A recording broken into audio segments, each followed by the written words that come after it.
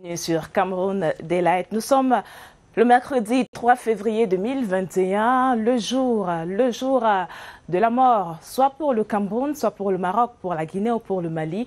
C'est le jour dit pour les demi-finales du CHAN Total Cameroun 2020. Le match tant attendu Cameroun-Maroc, le duel de fauves est prévu tout à l'heure à 17 h au stade Omnisport de Limbé. Et ce sera évidemment à suivre sur nos antennes de la CRTV, sur la CRTV et sur CRTV Sport. Au milieu de cette matinale d'information, nous aurons tout à l'heure la revue de presse avec Gaël Obonozo qui va évidemment feuilleter pour nous quelques tabloïds ce matin. Nous parlerons économie également dans notre page Éco. On reviendra sur la mise en place des pairies spécialisées. Nous aurons également notre invité Éco. Notre invité Éco va revenir sur les problèmes fonciers, les problèmes du domaine foncier après la semaine du foncier qui a été marquée la semaine dernière par plusieurs débats autour de la réforme foncière au Cameroun. Loma Slim Davis recevra Samuel Ngifo sur la complexité du système foncier camerounais. Évidemment, vous le savez, à 7 h 20, nous prendrons politique avec Séverin Legambele qui aujourd'hui va nous dérouler la feuille de route des communes et villes unies du Cameroun, les CVUC. Donc, quelle est leur boussole pour les 6 prochaines années? C'est à découvrir dans Politique avec Séverin Legambele. Et à 7 h 35, c'est désormais un rendez-vous et ça sera le cas jusqu'à la finale du CHAN Total Cameroun 2020. Le quotidien du CHAN sera présenté par Évariste Seyenga en ce jour crucial pour notre équipe, pour nos Lions à Brie. Mais vous le savez également, à 7 h, on prend directement langue avec la rédaction centrale pour le journal de 7 h présenté par Gilbert Tonguene.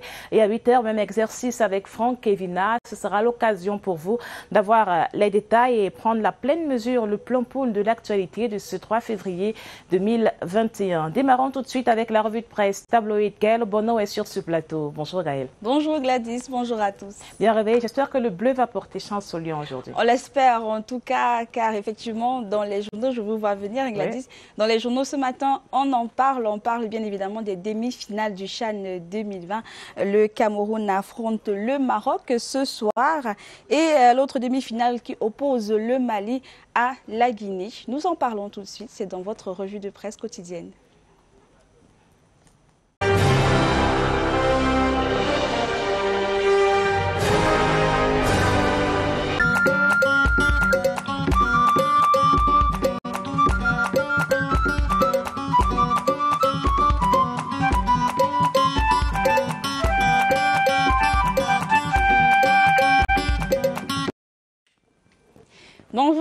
Bonjour à tous et ravi de vous retrouver pour tabloïd. Ce jour, nous débutons par le journal Le Soir Tri Hebdo. Le Soir qui titre recrudescence des accidents sur les axes routiers. Symphonie gouvernementale contre l'insécurité sur nos routes. Grandes sont les activités précisément sur nos routes et parlons de l'accident de la circulation survenu à Sanchou. Le journal Le Soir revient donc sur la visite du ministre des Transports à Tchan et précisément à Bafoussam et rappelle que la sécurité sur la route doit être de mise pour protéger les populations. Autre actualité, nous sommes à la une du journal Éco Matin et nous parlons économie ce jour. Le journal Éco Matin qui titre « Entité publique, les 9 entreprises à fort potentiel ». Selon le journal Éco Matin, la commission technique de réhabilitation des entreprises du secteur public et parapublic vient de livrer sa copie sur la situation des entreprises publiques et parapubliques au 31 décembre 2019. Ce dernier dresse le classement de ces entités selon les critères du potentiel de ces entreprises, des risques et du respect des délais légaux en termes de cession ordinaire des conseils d'administration. L'on retrouve alors 2 catégories qui sont les entreprises à potentiel et les entreprises à risque pour le budget de l'État. Dans un dossier que présente le journal Éco Matin, l'édition de ce jour.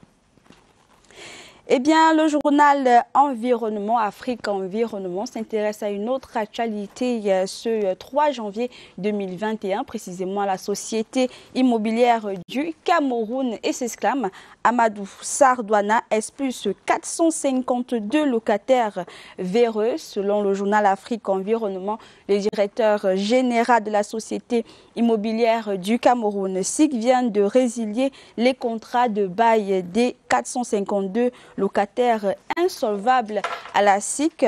Dans son plan de relance de cette société, le technocrate ingénieur de génie civil hors échelle est donc déterminé d'une part à assainir la gestion des logements sociaux au Cameroun et de doter la société immobilière du Cameroun de nouvelles infrastructures. En sport à présent, nous sommes à la une du journal L'Action qui titre « Demi-finale CHAN 2020, ça passe ou ça casse pour les Lions ». À prime, selon le journal L'Action, les poulains de Martin Tungu Pilé affrontent leurs homologues du Maroc ce soir à Limbé. L'autre demi-finale oppose le Mali à la Guinée au stade de la réunification à Douala. Le journal Cameroun reste dans le même thème et titre à son tour CHAN 2020, demi-finale de choc. Selon Cameroun Tribune, les affiches Mali-Guinée à Japoma et Maroc-Cameroun à Limbé de ce soir promettent de rudes empoignades avec comme enjeu de taille la qualification pour la finale du championnat d'Afrique des Nations. Incursion dans les états-majors où les 4 équipes sont gonflées à bloc, c'est à lire dans l'édition de Cameroun Tribune de ce 3 janvier. À la une également de Cameroun Tribune, on s'intéresse au 11 février, des opportunités pour les jeunes à l'occasion de la Journée internationale de la jeunesse. Depuis lundi, sur le site du village dédié à Yaoundé, foire exposition, échanges divers avec des porteurs d'idées offrent de la visibilité aux visiteurs. À la une du journal La République Presse ce jour, l'on parle du pacte de Bafoussam, lutte contre les accidents sur les axes routiers, précisément selon le journal, en visite dans la région de l'Ouest entre le 31 janvier et 1er février, afin de toucher du doigt la réalité des dessous du drame de la falaise de Sanchou. Le ministre des Transports, Jean-Ernest Masséna Ngalé-Bibéé, a annoncé un train de mesures fortes destiné à enrayer le phénomène des accidents susceptibles d'être imputés aux actions de l'homme. Pour le coup, le ministre des Transports a décidé d'anéantir le transport clandestin des produits dangereux et de réguler le voyage de nuit. Il est donc question de la mise en place d'une brigade de contrôle mixte gendarmerie nationale, police nationale et une brigade de prévention routière dont le rôle sera donc de traquer les responsables du transport clandestin, surtout lors des voyages de nuit. Tous les véhicules en panne qui sont garés sur les axes routiers et impliqués dans les accidents seront ainsi dégagés. Dernière une ce jour, le journal L'Élite qui s'intéresse ce jour à la coopération Cameroun-Vatican pour la restauration de la paix dans les régions du Nord-Ouest et du Sud-Ouest. Le journal L'Élite titre ce jour Ferdinand Ngongo, missionnaire rassurant. Selon le journal, Ferdinand Ngongo a participé à la messe pontificale dite par l'envoyé spécial du pape au Cameroun. C'était le 31 janvier dernier à Bamenda.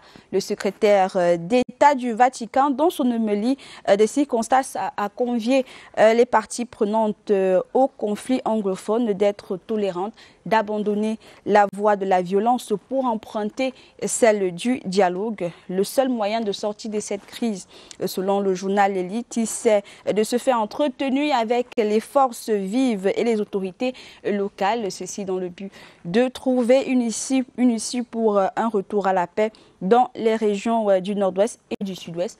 L'envoyé du pape a aussi tenu des rencontres à huis clos. Le secrétaire d'État du Saint-Père est venu pour parler à l'Église qui est au Cameroun. Tout un dossier à retrouver donc au sein de votre journal L'Élite, l'édition de ce mercredi 3 janvier 2021. Voilà qui vient clôturer votre revue de presse. C'était un plaisir d'être avec nous. Merci de rester sur nos antennes.